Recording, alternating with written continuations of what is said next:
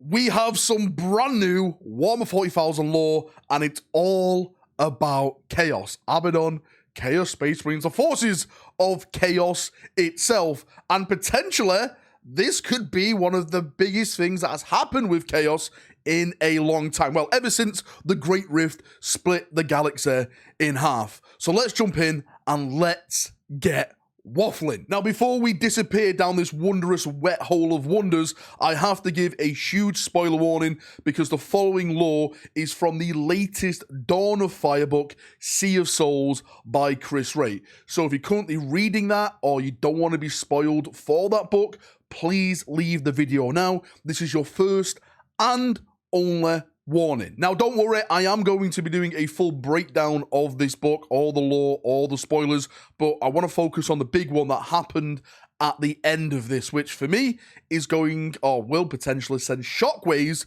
throughout the galaxy if Abaddon is successful in his plans. So just so we're all on the same page, so I'm not throwing you into the deep end, I'm going to give a small summary of what basically this book is about.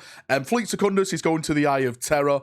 As they're heading there, one of the ships in that fleet gets corrupted. The captain gets corrupted, and he literally just unleashes a full, I don't know how to explain this, madness upon his ship. Now, located in this Fleet Secundus is an Inquisition ship, and on board that ship, there's like this relic, this artifact, like it's like top secret, it's very, very mysterious. We don't know what it is until the end, and the big reveal is like, oh my god, this is big. But the captain manages to get that relic, that artifact, and then he basically, because he's corrupted, navigates into the Eye of Terror, where he then meets a Hand of Abaddon. For people who don't know what a Hand of Abaddon is, it's basically, well, one of Abaddon's most trusted, like, well, I say lieutenants or advisors that literally goes and do all the important missions and get everything sorted for his upcoming wars. Now, we learn that this relic is none other than one of the shards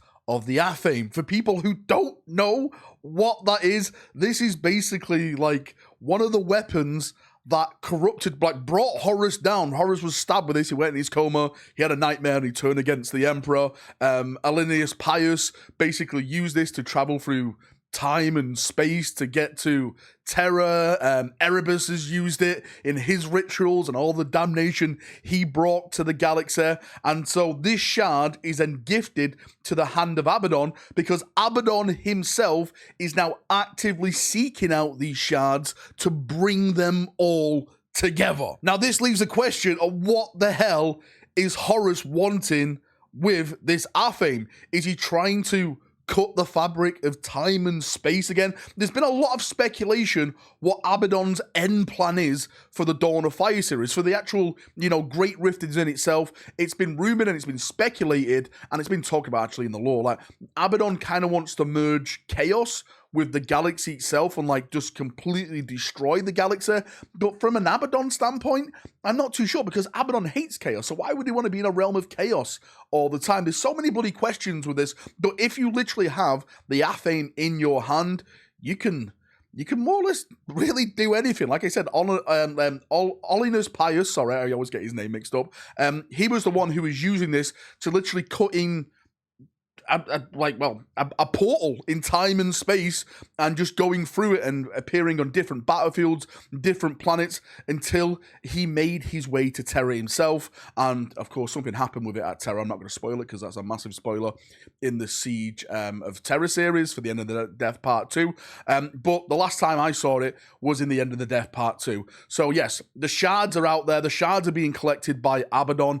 Maybe he's got to use this to like cut a portal, like appear in front of the Emperor, like, I'm here, right? Like a quick entrance into the throne room. Maybe he's got it for other purposes. Maybe he wants to stab one of the returned Primarchs, This could literally bring down Guilliman or the Lion, or maybe other Primarchs returning to the setting. Not just Loyalists, maybe Demon Primarchs. Maybe he's sick of Mortarion. Maybe he's sick of Angron, Magnus, Fulgrim when he turns up. Maybe this is like a backup plan to keep this dagger in place, to use it against these beings of ultimate power. Now, I have a theory, and I may need the foil for this part of the video. Maybe we'll revisit the foil another day, that this potentially could be the beginning of even more Primarchs returning to the setting. Hear me out, right?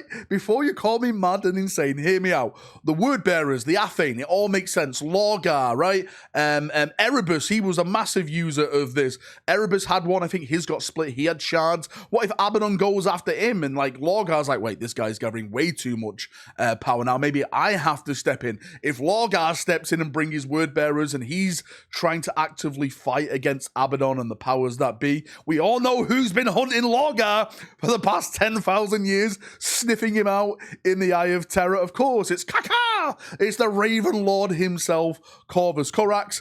So maybe that could bring his return back to the setting, and we even have more loyalist Primarchs and more fighting and more crusades and explosions and all the epic stuff we love when it comes to Warhammer 40,000. The Dawn of Fire series itself, I think it's coming to an end. I'm not too sure. Someone said to me like it's only like a numbered series, like it's going to be like, I don't know, 10, 15 books or something, but I can't find that evidence online anywhere. But what I will say is that the Dawn of Fire, of course, covers the first initial parts of the Crusade, and of course we've had like different parts of like the Plague Wars with Gilliman and stuff, which happens after it. So maybe they're bringing this to an end, and we're about to get the next part. I don't know what it's going to be called, the Dawn of Light or something, the Dawn of Rogaldon. That's what it needs to be. Whatever happens, I'm excited for the potential of Chaos and what Abaddon's up to.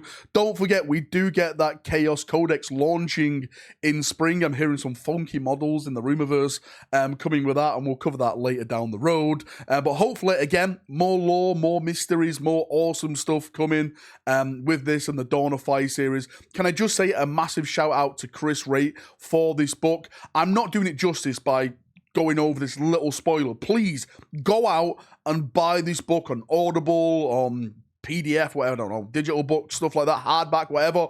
Chris Raitt, anything this chap touches literally turns to gold. He's just amazing. There's a void battle in this book. I can't describe how awesome it is. As someone who loves void battles and starships and everything like that, it was perfection, Chris.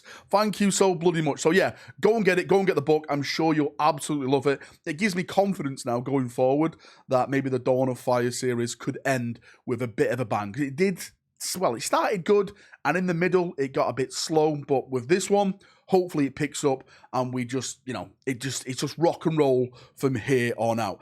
Anyway, enough waffling for me. Thank you for coming. Thank you for watching. I would love to get your theories, your thoughts, your everything on this. What's Abaddon doing? Why is he gathering the shards? Is he going to stab Gilliman in the face? Is he going to stab Light in the face? Is he using it to do something else? Let me know in the comment section down below, and we'll have a nice little chat down there as we always do. See you now. Have a great day, and bye-bye.